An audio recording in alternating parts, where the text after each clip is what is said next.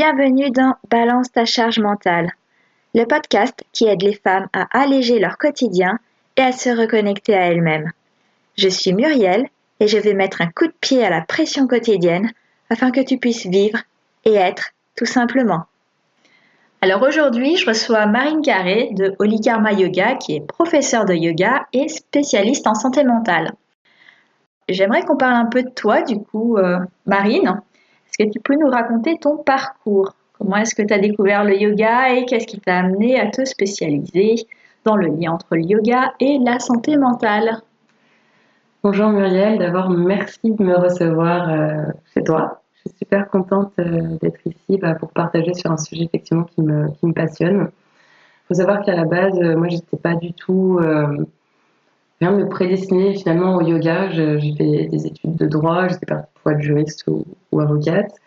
Et en fait c'est à la fin de mes études, j'étais à Paris et c'est là où j'ai commencé à un peu apparaître des vidéos de yoga. J'ai vu ces vidéos ou des images sur Insta et je me suis dit, waouh, ça a l'air cool ce qu'elles font avec leur corps, les nanas. Et en fait, mais vraiment, j'y connaissais rien, quoi. Je connaissais pas tout le potentiel en fait qu'il y avait derrière la pratique du yoga. Et en fait, quand l'occasion s'est présentée en 2016, je suis sortie de mon cours et ça a été une vraie révélation. Une révélation et ça a complètement bouleversé ma vie. Enfin, tout de suite, en fait, j'ai vachement accroché. Je me suis mise à pratiquer. J'allais à 3 cours par semaine. Je pratiquais chez moi ensuite. Et vraiment, le yoga est entré dans ma vie et il m'a plus jamais quitté. Quand j'habitais à Paris, je suis revenue vivre à Tours parce que j'avais besoin de ralentir. Et puis, je me voyais pas continuer en fait dans le monde juridique dans lequel je me sentais déconnectée. Et en fait, j'ai voulu approfondir ma pratique du yoga. Et c'est pour ça que j'ai entrepris de me former en 2019. Et à la base, je n'avais pas prévu non plus de devenir prof de yoga. C'était vraiment juste me perfectionner. Et puis finalement, de fil en aiguille, j'ai fait quelques petits remplacements. Et je me suis lancée en mars 2020. Super moment pour se lancer. Mais d'un côté, c'est devenu tellement d'actualité, le yoga, que ça a fait sens. Enfin, pour moi, de toute manière, le yoga a un impact tellement important sur la santé mentale. Enfin, moi, m'a tellement aidée que ça s'est fait un peu naturellement. Et en fait, j'ai eu une proposition. On m'a contactée pour intervenir dans une clinique psychiatrique. Et en fait, moi, j'étais assez sensible à ça parce que j'ai une grand-mère, on reviendra peut-être sur le sujet, qui a fait plusieurs séjours en hôpital psy. Et je me suis dit que j'avais vraiment envie de partager en fait les bienfaits du yoga avec ces personnes-là parce que pour moi il y avait un vrai intérêt. Il y avait tellement de choses à tirer en fait de tous les outils du yoga pour se sentir mieux, pour aller vers un mieux-être que j'ai foncé sur l'occasion. Maintenant ça fait plus de 3 ans et demi que j'y suis et vraiment c'est pour moi tellement pertinent. Et du coup, tu as commencé en mars 2020, donc en plein confinement, en plein Covid. Tu as déjà ressenti les besoins en termes de santé mentale ou choses comme ça, ou c'est venu un peu après? Je dirais que c'est venu un peu après parce que du coup, j'ai pas pu commencer tout de suite, tu vois. Moi, je me voyais pas faire des choses en ligne pour le moment parce que voilà, j'avais pas d'audience en fait. J'ai fait quelques petits cours à des amis et à ma famille en fait, parce que j'étais confinée avec ma famille. Mais c'est vraiment venu plus tard. La clinique, j'ai commencé en avril 2021. De toute façon, le sujet de la santé mentale, c'est quelque chose, je pense, qu'on garde un peu pour soi, en fait, qui est vachement personnel. On n'osait pas trop en parler. Il y avait peut-être un peu de gêne ou peut-être même de honte par rapport aux des tabous, en fait, tout simplement. Et maintenant, la parole se libère et les gens, heureusement, prennent conscience, en fait, de l'enjeu, en fait, de la santé mentale. Enfin, de toute façon, la santé mentale, ça fait partie de la santé globale, quoi. Si on va pas bien dans notre tête, en fait, il y a des chances qu'on n'aille pas bien dans notre corps et vice-versa, en fait. Pour moi, tout est lié, en fait. Et du coup, tu m'as confié en préparant l'épisode que ta grand-mère t'avait beaucoup marqué et influencé justement dans ton choix de carrière. Est-ce que tu peux nous en dire un petit peu plus? Oui, ma grand-mère, c'était une source d'inspiration pour moi. Comme je te l'ai dit, elle a été hospitalisée plusieurs fois. Et en fait, je pense qu'elle a jamais eu de clé en fait pour vraiment prendre en charge sa santé mentale.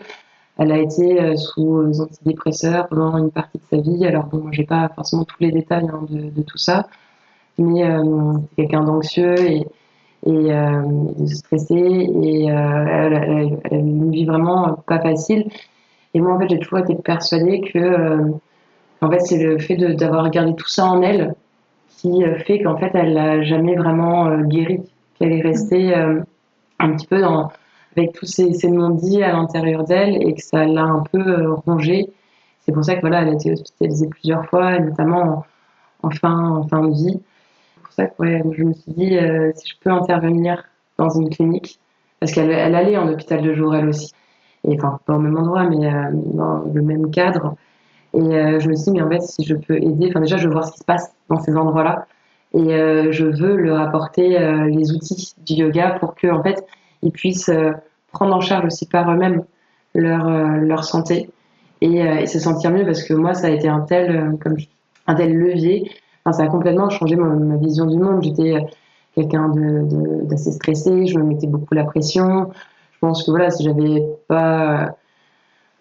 pas découvert le yoga, j'aurais fait certainement un burn-out. Et puis d'ailleurs, en plus, j'ai commencé le yoga pas longtemps après avoir fait une dépression à la fin de mes études. C'est vraiment ce qui m'a permis de sortir de tout ça, de reprendre le contrôle sur mon mental. Parce que j'étais quelqu'un qui pensait beaucoup, qui cogitait, ça tourbillonnait toujours dans ma tête. Et le yoga m'a vraiment appris à faire des pauses et à vraiment stopper ce mental qui peut être envahissant et tellement, enfin, ça peut être notre pire ennemi, quoi. Oui, bien sûr, effectivement, on a bien compris que le yoga, c'est souvent perçu comme, on va dire, un exercice physique et corporel dans des salles. Tu montres que c'est bien plus que ça. Comment tu décrirais l'impact du yoga sur la santé mentale, donc du corps par l'esprit, en fait? En fait, pour moi, le yoga, à travers, enfin, je parlais de moi, donner mon exemple, c'est vraiment à travers le corps, à travers les postures que j'ai appris à canaliser mon mental. Et c'est en ça, pour moi, que le yoga, en fait, aide à prendre en charge et à se rendre compte, en fait, de nos schémas de pensée et de l'impact qu'ils peuvent avoir sur nous. Et beaucoup de personnes, je pense, s'identifient à leurs pensées et ont tendance à prendre tout ce qu'elles pensent pour vrai. Alors qu'en fait, parfois, on va être dans un mauvais état d'esprit et ça va nous impacter physiquement, ça va nous faire ressentir des émotions, des choses comme ça. Et ça peut vraiment avoir un impact négatif parce que si je me mets à penser, par exemple, que je suis nulle, bah, en fait, je vais me sentir pas bien en fait dans mon corps, ça va rejaillir, je vais avoir des sensations désagréables. Alors que si au contraire, je m'encourage et que je suis bienveillante envers moi-même, et pour moi le yoga encourage à la bienveillance, et moi en tout cas c'est quelque chose dont je parle pas mal dans mes cours, c'est développer cette bienveillance envers soi, parce qu'on se juge trop sévèrement, et en fait en faisant ça, en fait on se fait du mal, on perd en énergie, et puis on crée vraiment des sensations désagréables dans notre corps. Et pour le coup, dans le yoga et dans tout ce que tu as pu expérimenter, etc., est-ce que tu as des principes clés ou une philosophie que tu trouves particulièrement utile pour gérer la charge mentale ou alors pour gérer effectivement le burn-out? Le détachement, le lâcher prise.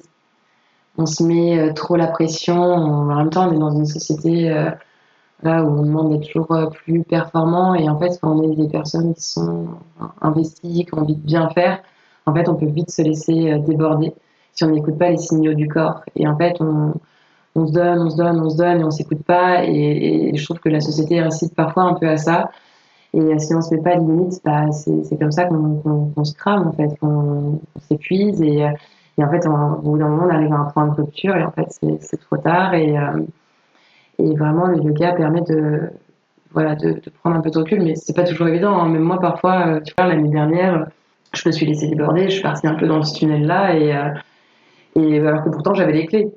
Mais voilà, on veut bien faire, et ouais, c'est toujours important de se questionner et d'essayer, pour moi, de se détacher de ce sur quoi on n'a pas le contrôle. Comment on peut un peu visualiser ce que c'est et comment on peut imaginer ou en tout cas se demander ce que sont les signaux du corps pour pouvoir effectivement lâcher prise. Ouais. Bah, les signaux du corps, ils peuvent être différents en fonction des personnes. L'anxiété, ça peut se manifester par le poids au niveau de la poitrine. On peut avoir le diaphragme qui est un peu bloqué, la respiration rapide, superficielle, juste avec le haut des poumons. Quand on respire comme ça, on n'oxygène pas assez notre esprit, ce qui fait qu'on a un esprit qui est confus. On peut avoir des maux de tête, on peut avoir des troubles digestifs aussi. Les troubles digestifs, ça, je l'ai vécu au début, quand je me suis mise au yoga. Et le yoga m'a beaucoup aidée parce que il y a certaines postures et avec l'aide de la respiration qui vont venir masser et qui vont aider à relancer en fait le système nerveux parasympathique, celui qui permet la digestion, alors que quand on est sur le système nerveux sympathique qui gère la survie dans notre corps, en fait ça inhibe la digestion et c'est pour ça qu'on se retrouve avec des troubles. Et donc quand on est stressé, on digère mal, on digère plus, on peut avoir tout un tas de symptômes désagréables. Et vraiment déjà la pratique du yoga peut aider grâce aux postures à se soulager comme ça. Et pour revenir au détachement, au lâcher prise, je pense que c'est important de dissocier en fait ce sur quoi on a un pouvoir, sur quoi on a du contrôle. Par exemple, moi j'aime bien donner l'exemple, en fait on ne contrôle pas la météo, donc en fait s'il pleut, ça sert à rien de s'énerver. C'est perdre de l'énergie pour rien. Il vaut mieux accepter, lâcher prise et se dire que peut-être que si on avait prévu quelque chose, on repoussera à demain et voilà, c'est pas grave. Et si on lâche pas prise, en fait, on crée de l'énervement, on crée des tensions en fait dans notre corps. Et tout ça, c'est des choses qui s'apprennent vraiment avec la pratique. De toute manière, pour moi, l'important, c'est de pratiquer au fur et à mesure. On n'y arrivera peut-être pas la première fois, mais au fur et à mesure, on arrivera de plus en plus, ça deviendra beaucoup plus naturel. Après, parfois, il y a des événements dans la vie qui font que ça fait beaucoup, peut-être, d'informations, beaucoup de choses à gérer. Et moi, c'est ce à quoi j'incite vraiment les gens, c'est d'accepter, d'accueillir que peut-être on a besoin de ralentir, peut-être qu'on a besoin de prendre ce temps pour soi qu'on n'ose pas prendre non plus parce que on veut pas, on a peur de lâcher aussi parfois. On a peur de ce que les autres peuvent penser de nous et on a peur de décevoir. Et en fait, la meilleure des choses qu'on puisse faire, selon moi, c'est vraiment prendre soin de soi, parce qu'en fait, on est les mieux placés pour le faire, et puis c'est pas les autres qui vont le faire à notre place. Et en parlant de prendre soin de soi, tu l'as évoqué plusieurs fois, la respiration dans le yoga, qui est très très aidante, qui est une des fondations du yoga, effectivement. Comment cette connexion avec le souffle peut transformer la manière dont on gère nos moments de stress et de surcharge? Je pense que c'est important de reprendre conscience de sa respiration, d'observer comment on respire et par exemple faire des petits exercices de cohérence cardiaque. Inspirer, je sais pas moi, sur 5 temps, expirer sur 5 temps. Déjà, ça c'est la base. Je crois qu'on dit qu'il faut le faire 3 fois par jour pendant 5 minutes. Déjà, ça va apaiser. Après, il y a d'autres exercices de respiration qui vont réguler en fait le système nerveux, qui vont avoir différents effets et qu'on peut utiliser dans les situations. Je pense aussi, tu vois, à la respiration carrée, que moi j'utilise parfois quand j'ai du mal à m'endormir, parce qu'elle va avoir tendance à m'apaiser avec donc des rétentions. Il y a aussi la respiration alternée que j'aime beaucoup, qui vient équilibrer les deux hémisphères du cerveau, qui permet à l'énergie aussi, de nettoyer le canal énergétique, qui est apaisante, qui est relaxante, qui est calmante. Moi, j'aime bien commencer ma journée avec cette respiration-là. On peut les trouver assez facilement, je pense, sur Internet ou autre. Après, il faut trouver ce qui nous convient. Il y a aussi des respirations qui vont nous énergiser. Vraiment, il y a tellement de ressources. Exactement. Mais c'est vrai que dans ces moments-là, on ne pense peut-être pas à le faire quand on est stressé. Et pourtant, c'est déjà la meilleure des choses à faire, reprendre conscience de son souffle et avoir des respirations profondes avec le ventre. Surtout, éviter la respiration avec juste le haut des poumons, la respiration qu'on appelle claviculaire. Déjà, là, en fait, on se fera déjà un bien fou. Donc, respirer. T'enseignes aussi dans un contexte, comme on l'a dit, spécifique, donc la clinique psychiatrique. T'enseignes aussi bien effectivement les postures physiques que dans des cercles de parole, aussi pour canaliser en fait le mental. J'aimerais que tu nous parles de cette expérience un peu plus en détail. Ah ouais, avec plaisir. C'est vrai qu'alors au tout début, c'était un petit peu intimidant parce que on m'a pas du tout préparé.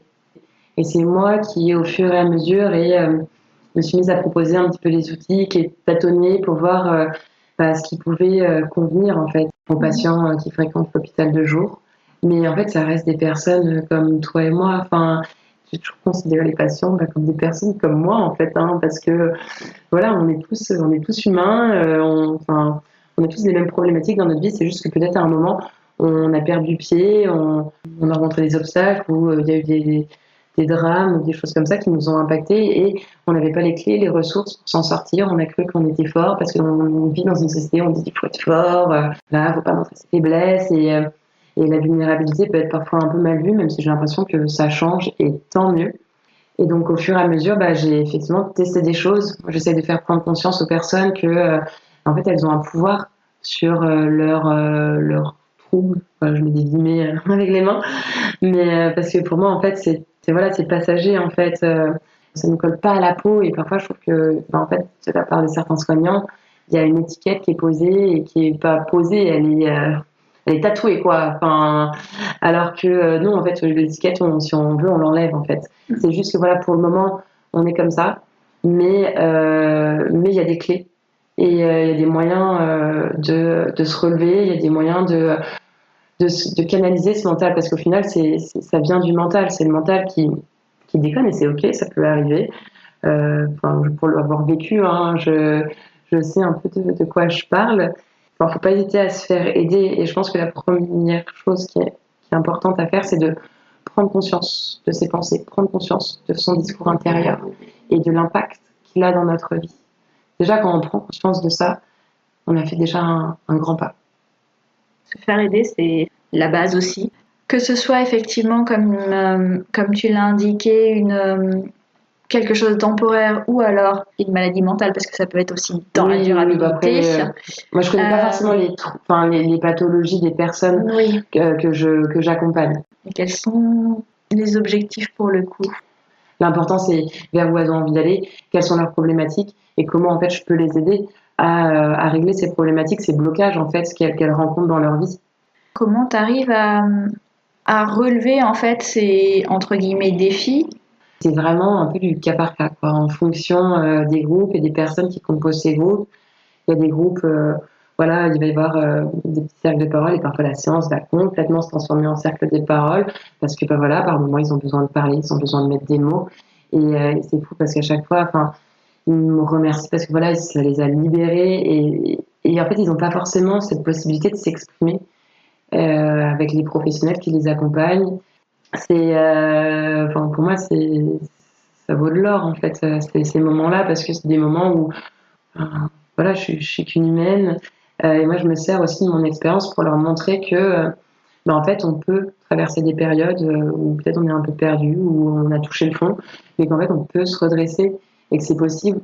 Et donc, il y a les cercles de parole, j'essaie aussi de leur transmettre des techniques de respiration. Moi, je suis ravie quand ils me disent que, voilà, ils les refont chez eux parce qu'ils se rendent compte que ça leur fait du bien. Pareil, il y en a qui vont refaire des petits étirements, des mouvements qu'on fait ensemble parce qu'en fait, ça soulage leur douleur chronique. Tout ça, pour moi, c'est hyper important en fait. C'est essayer de trouver comment apporter chaque fois à chaque séance et je leur demande toujours en fait en début de séance comment ils vont, comment ils se sentent, aussi bien moralement que physiquement. Et en fonction, je vais essayer d'ajuster au mieux selon leurs besoins. Mais ça vraiment, j'ai vraiment développé, ajuster mon approche avec le temps et avec l'expérience que j'ai pu emmagasiner.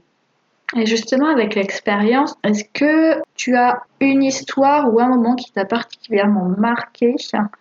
Plusieurs, mais celui qui m'a interpellée dernièrement, c'est une personne âgée qui était très stressée, très angoissée, qui respirait par la bouche, qui du coup était tout malade, elle toussait beaucoup. Et en fait, au début, je lui disais, au yoga, on respire par le nez. Et elle disait, c'était compliqué. Et en fait, la semaine dernière, j'ai remarqué qu'en fait, maintenant, il respirait par le nez, il respirait plus par la bouche.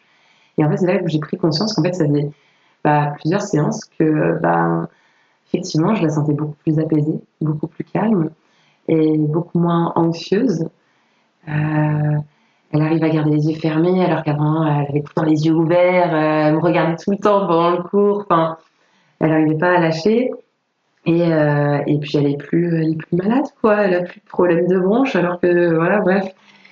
Il y a ça, c'est un exemple. Après, bon, il y en a d'autres. Des patients, voilà, qui ont fait un burn-out, qui avaient totalement perdu confiance en elles, enfin, que je suis depuis peut-être un an et demi, 2 ans. Qui m'ont dit, voilà, enfin, elles se rapprochaient enfin, elles allaient de mieux en mieux. Enfin, en fait, limite, elles étaient un peu gênées de dire que bah, ça allait bien dans leur vie parce qu'en fait, tout ce qu'elles avaient mis en place commençait à porter leurs fruits et que voilà, les paroles que j'avais pu avoir, les mots résonnaient en elles et les guidaient en fait au quotidien. Et elles sentaient vers quoi elles voulaient aller à l'avenir et elles apprenaient à s'affirmer et ça, franchement, pour moi, ça.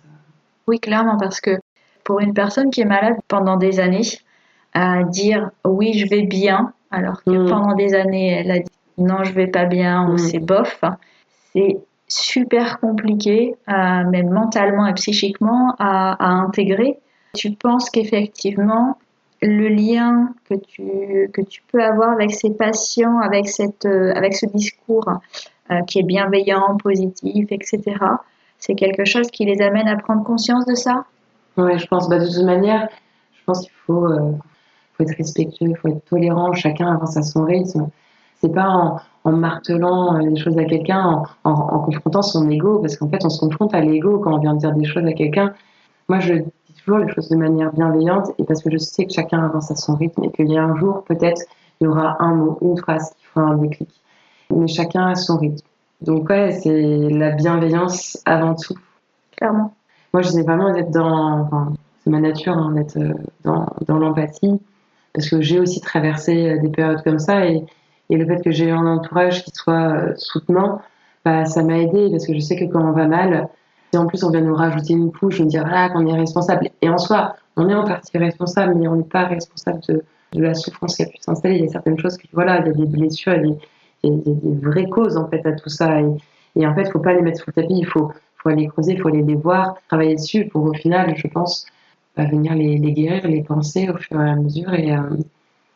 Alors ça, c'est pas donné à tout le monde, hein, d'aller sous le tapis. Non, mais ça prend du temps, mais on a toute notre vie devant nous. Et c'est, voilà, faut se laisser le temps, hein. On est dans une société où, en fait, on voudrait claquer des doigts et que, on a une solution magique. Moi, ça, j'y crois pas. Ça n'existe pas. On se reconstruit au fur et à mesure. On apprend sur nous-mêmes au fur et à mesure. Et je pense qu'on n'est pas forcément dans une société qui nous invite à nous connaître nous-mêmes. On nous invite à rentrer dans des moules, dans des cases. Et c'est problématique parce qu'au final, on se rend compte à un moment de notre vie qu'on est tout étriqué, qu'on n'est pas à notre place. Et puis c'est dur de sortir de cette case parce qu'il y a le regard des autres, il y a les étiquettes dont on parlait plus tôt. Enfin, donc ouais, ça prend du temps, c'est pas forcément facile à faire, mais ça vaut tellement le coup. Et en même temps, il faut assumer aussi, sortir de ces cases, sortir Ouais. de cet état peut-être, sortir de ces schémas souvent mauvais qu'on a et qu'on n'arrive pas ou qu'on a du mal effectivement à aborder parce qu'on ne sait pas par quel boulet prendre. Ouais, on peut vite se réenfermer dedans, notre mental il est puissant, hein. Ça peut être notre meilleur ami comme notre pire ennemi. Oui, tout à fait. Comment tu peux aborder ces choses-là avec, je dis les patients ou les personnes, peu importe, qui sont pas forcément dans un état d'esprit hyper positif. Je sais que parfois mes mots ils peuvent ne pas résonner et parfois les conditionnements ils viennent pas que de nous, hein, ils viennent de la société, ils viennent de notre éducation. Enfin, voilà, de ce que, par exemple, nous on rappelle chez nos parents quand on était enfant, et ça, je le vois beaucoup à la clinique, des personnes qui me disent, voilà, moi, on m'a rabâché que j'avais pas confiance en moi, ou que j'étais nulle à ci, à ça, et je le vois que c'est des choses qui sont bloquantes, en fait, chez les personnes. Et, euh, et je les invite vraiment à essayer de s'en détacher, de leur faire comprendre que c'est pas la réalité, c'est juste quelqu'un qui a posé ce jugement sur eux. Et déjà, en fait, quand on prend conscience de ça, je pense qu'on se libère. Mais ça, encore une fois, ça peut prendre du temps. Ben oui, parce qu'effectivement, c'est plus impactant quand ça Si ça a vient été d'un proche ancré, bah, bien évidemment, et quand ça a été ancré depuis ouais, effectivement des toute notre dizaines vie, d'années. et c'est pour ça que, voilà, toujours de la bienveillance.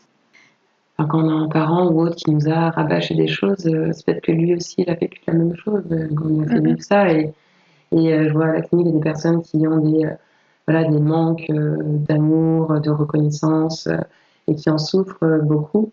Et en fait, j'essaie de leur expliquer que ça se trouve, en fait, leurs parents, ils ont juste jamais, ils n'ont pas eu non plus, ils n'ont pas reçu cet amour, cette bienveillance, et, euh, et que c'est difficile de donner quelque chose qu'on n'a pas reçu. Si on n'a pas eu de modèle, comment on fait? Moi, je sais je pense qu'on a tous souvenir de phrases qui nous ont impacté négativement, mais aussi de phrases ou de personnes, ça peut être un prof, ça peut être un inconnu, qui un jour nous a fait, je sais pas, un compliment ou qui en fait nous a rempli d'énergie, qui a vibré en nous et qui nous a redonné en fait la force, l'envie, l'énergie, ouais, moins perdre notre énergie dans certaines situations face à certaines personnes. Si on sait que elle est pas bien, on lâche prise. C'est ok, elle est pas bien, elle était énervée, peut-être qu'avant elle a rencontré un souci dans sa journée, un impondérable et puis c'est pas moi le problème en fait. Donc, c'est Oui, pour ça tous humains. les accords Toltec aussi, je trouve c'est quelque chose que je conseille aussi aux patients de la clinique parce que c'est une mine d'or aussi. Et pour le coup, je rebondis. Pour quelqu'un qui est surchargé, qui n'en peut plus, qui est épuisé, mais qui ne sait pas par où commencer avec le yoga. Alors, on a parlé déjà de beaucoup de choses, hein. Ouais. Concrètement, on commence par quoi? Est-ce qu'il faut prendre des cours? Est-ce qu'on peut essayer des exercices simples chez soi à la maison? On commence par où? Alors, il y a plein de manières de faire. Moi, ce que je conseille vraiment pour le yoga, si on débute, si on n'en a jamais fait, c'est vraiment d'aller prendre un cours. Parce que le professeur, il va vous guider. Si on fait une vidéo sur YouTube, il n'y aura pas forcément le temps de recentrage au début. Moi, je sais que quand je suis arrivée dans mon premier vrai cours de yoga, du coup, la prof, elle nous a planté le décor, en fait. Donc, je conseille vraiment de commencer par des cours en présentiel, en physique. Et puis, le prof, surtout, il pourra venir ajuster les postures pour qu'après, on puisse pratiquer en autonomie. Hein. Moi, si je l'enseigne, c'est pas pour que les gens ils reviennent ad vitam aeternam dans mes cours, c'est pour leur donner les clés pour qu'ils deviennent plus autonomes dans leur pratique et qu'ils puissent après sélectionner un petit peu ce qui leur fait du bien et ce qui va contribuer à leur bien-être. Oui, parce que chacun a son yoga en fait. C'est ça. Ce qui m'intéresse, c'est qu'elles soient de plus en plus conscientes de leur corps et de ce qui se passe à l'intérieur, conscientes de leur dialogue intérieur. Et si elles me disent, tu vois, pareil, tu me demandais des retours tout à l'heure à la clinique, il y a une patiente qui m'a dit, waouh, là j'ai réussi à vraiment me relaxer pendant la relaxation, à penser à rien. Et pourtant, c'était quelqu'un qui venait depuis un certain temps à mes cours, mais il lui a fallu peut-être 2 ans, tu vois, avant de vraiment réussir à déconnecter le mental et à se mettre complètement dans la relax. Parce que quand on est habitué à certaines choses, c'est pas facile de changer certaines habitudes, quoi. Quand c'est ancré. Alors justement, en termes de discipline, on sait que c'est super important pour la santé mentale. Est-ce que tu peux parler un peu de cet aspect discipline autour du yoga? Ouais, complètement. Déjà, comme tu le disais, c'est vrai que dans les moments où peut-être on est moins bien, c'est les moments où on a un peu envie de se laisser aller. Et pourtant, c'est les moments où on a le plus besoin de faire ce qu'on n'a pas envie de faire. C'est-à-dire manger bien, bouger, faire une activité physique et surtout se vider la tête, quoi. Et le yoga, c'est une vraie discipline et c'est quelque chose qui aide à développer la discipline. Parce que, en fait, le fait de revenir à chaque fois sur son tapis, peut-être faire des postures qui sont un peu inconfortables, ça va renforcer déjà l'estime de soi, ça va renforcer la rigueur, on va se voir progresser et puis on va voir aussi les effets que ça a sur nous. Moi, j'ai beaucoup d'élèves qui me disent là, je le sens, tu vois, je le sens dans mon corps, je le sens dans ma tête, que j'ai pas fait de yoga depuis longtemps, ça me manque, j'en ai besoin. Et en fait, la discipline, finalement, elle se met un peu toute seule en place, mais c'est vrai qu'à tout moment, on peut aussi avoir envie un peu de lâcher. Et c'est pour ça que je trouve que c'est important de se créer sa routine personnelle, celle qui nous convient bien. Et moi, parfois, mon yoga, c'est juste d'aller marcher dehors, de prendre l'air, de m'aérer l'esprit. En même temps, je fais des exercices de respiration, de cohérence cardiaque, parce que je connais les bienfaits, les bénéfices que ça a sur mon mental, sur ma santé mentale. On aurait tous besoin d'avoir une routine qui qui nous est propre, qui peut varier aussi en fonction du temps qu'on a. Parce que parfois, on n'a pas beaucoup de temps, mais ça ne demande pas forcément 1 heure par jour, en fait. Ça peut être 5-10 minutes le matin, 5-10 minutes le soir. Enfin, c'est vraiment en fonction du temps qu'on a. Et de toute manière, je suis persuadée que si on a déjà ressenti des bienfaits de tout ça, en fait, ça va nous donner envie de continuer, de progresser, enfin, pas forcément de progresser, mais de maintenir, en fait, cette routine, cette discipline, parce qu'on sait que ça nous fait du bien. Parce qu'on est aussi sécurisé sur son tapis au bout d'un moment. Oui, aussi, parce que le corps, il s'habitue, donc l'espace se crée. Et oui, comme tu dis, c'est mon petit espace personnel sur lequel je me fais du bien. Mais pour moi, tu vois, le yoga, c'est aussi en dehors des tapis, en fait. Le yoga, ça peut être juste être en pleine conscience, en fait. Le yoga, ça peut être quand tu fais à manger, hein, être pleinement présent à ce que tu fais, sans penser à quoi que ce soit, même en faisant la vaisselle, faire en pleine conscience. Et comme ça rend une tâche un peu ingrate, ça la rend beaucoup plus acceptable, en fait. Donc, pour moi, tout peut être vraiment source de pleine conscience dans notre vie. Et plus on rajoutera de pleine conscience dans notre vie, plus on sera apaisé et serein, je pense. Sereine. Je te rejoins sur la mise en place effectivement d'une routine ou d'habitudes personnalisées. Ce que je faisais, c'est que j'avais des trackers. J'avais un bullet journal. Et maintenant, je suis beaucoup moins pas rigoureuse, mais en fait, il y avait un côté parfois un peu trop strict. Et ça dépend, voilà, quelle personnalité on a. Mais si tu vois que tu n'as pas coché telle case, ça peut être un peu décourageant. L'important, c'est vraiment de tester, je pense, et trouver ce qui nous correspond. Oui, c'est ça. Tester et voir comment ça se passe et adapter ensuite. Alors, je suis d'accord avec toi. Je pense que le tracker est bon au départ pour mettre en place l'habitude, effectivement. Et ensuite, une fois qu'on le maîtrise à minima, je pense qu'effectivement, après, ça vient tout seul et c'est beaucoup plus fluide. Voilà, l'idée, c'est vraiment de sortir ce qu'on a en soi. Ouais. Je pense qu'il y en a qui ont besoin de tracker parce que ça les motive, il y en a qui n'en ont pas besoin parce que c'est quelque chose qui est complètement délétère. Il ne faut pas que ça ait un effet délétère, en tout cas. Et tout à fait. Parce qu'on passe à côté des bienfaits et c'est pas grave s'il y a des jours où ça saute. C'est ok, parfois la vie, on ne contrôle pas tout, hein. Il y a des aléas et c'est important de les accepter. Lâcher prise, détachement. Qui dit discipline, dit effectivement faire les choses de manière régulière, mais ça peut aussi engendrer du stress. Quand j'ai commencé à méditer, parce que voilà, mon prof de yoga m'avait incité à le faire à Paris. Au début, c'était drôle parce que je me mettais des chronos pour méditer genre 2 minutes. Je dis, ouais, 2 minutes, c'est pas long quand même. Mais quand tu commences, c'est super long. Et en fait, je me suis rendu compte que quand je prenais pas ces 2-3 minutes, allez, après, c'est peut-être monté à 5 minutes de méditation, mais ça changeait totalement ma journée.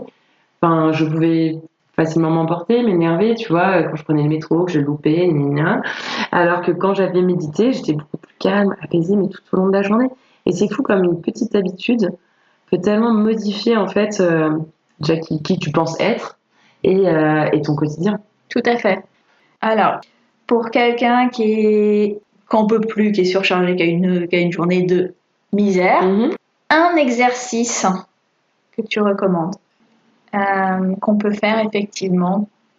J'avais pensé à la posture de la déesse du sommeil.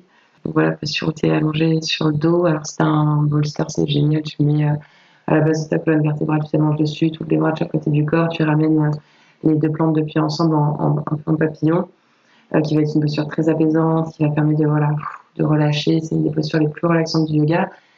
Sinon, pour la journée un peu de misère, comme tu disais, c'est la posture de l'enfant qui va permettre de pas mal lâcher. En plus, pour le dos, elle est géniale. Moi aussi de prendre conscience du souffle. Et c'est vraiment une posture où on va mettre un peu le mental à terre. J'aime bien dire symboliquement, on pose notre mental, on le met sur off. Et c'est d'ailleurs une posture que les enfants font aussi instinctivement quand ils sont énervés, quand ils sont en colère. Donc, on peut s'inspirer d'eux.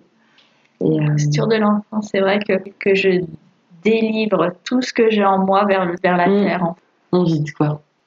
Et puis sinon, un peu de cohérence cardiaque. Ça nous permet quand même de pouvoir respirer de manière consciente et ça nous permet de nous apaiser, etc. Moi, j'invite vraiment, tu vois, mes élèves dans les cours à écouter leur corps, à écouter ce qui est le mieux pour eux. Et je leur dis qu'en plus, ça change d'un jour à l'autre. Donc, tel jour, peut-être que cette posture elle va être confortable, peut-être que le lendemain, elle ne le sera pas. Et c'est comme ça, en fait, c'est la vie, c'est fluctuant, ça bouge, c'est comme tout autour de nous, il n'y a rien qui est permanent. Alors, une dernière question. Mm-hmm. Si tu devais donner un seul conseil aux auditeurs pour prendre soin de leur santé mentale, quel serait-il? Pour moi, la respiration, c'est la clé. Et en fait, le yoga, c'est juste c'est un moyen de se connecter à sa respiration. Mais vraiment, si tu regardes, en fonction de comment on respire, on va réguler notre système nerveux, on va se stresser ou on va s'apaiser.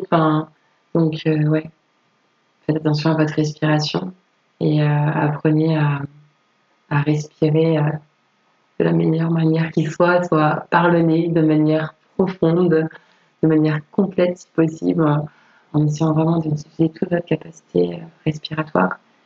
Et donc, on peut faire du yoga pour faire de l'espace et mieux respirer. Mais vraiment, la respiration, c'est pour moi la clé. C'est vital.